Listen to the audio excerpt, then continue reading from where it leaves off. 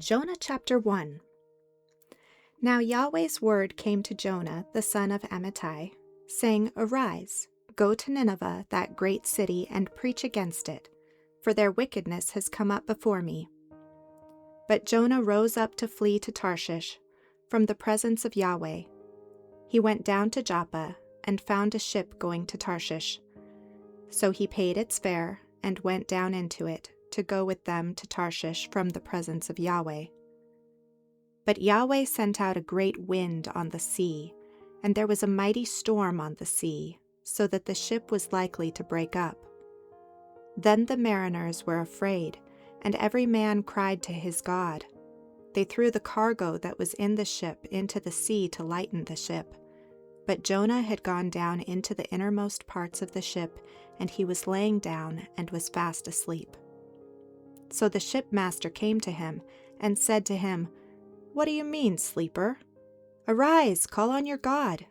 Maybe your God will notice us, so that we won't perish.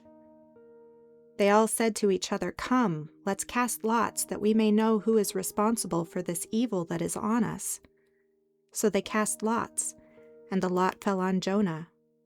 Then they asked him, Tell us, please, for whose cause this evil is on us? What is your occupation? Where do you come from? What is your country? Of what people are you? He said to them, I am a Hebrew, and I fear Yahweh, the God of heaven, who has made the sea and the dry land. Then the men were exceedingly afraid and said to him, What have you done?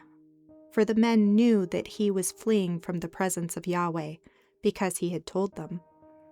Then they said to him, What shall we do to you, that the sea may be calm to us? For the sea grew more and more stormy. He said to them, Take me up and throw me into the sea.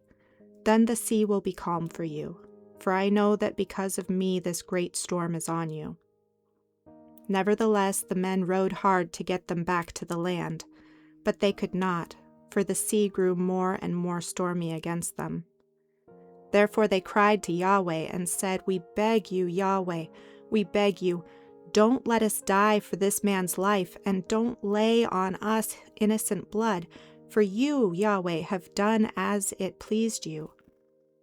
So they took up Jonah and threw him into the sea, and the sea ceased its raging.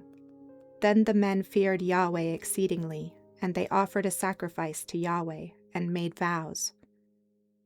Yahweh prepared a huge fish to swallow up Jonah, and Jonah was in the belly of the fish 3 days and 3 nights.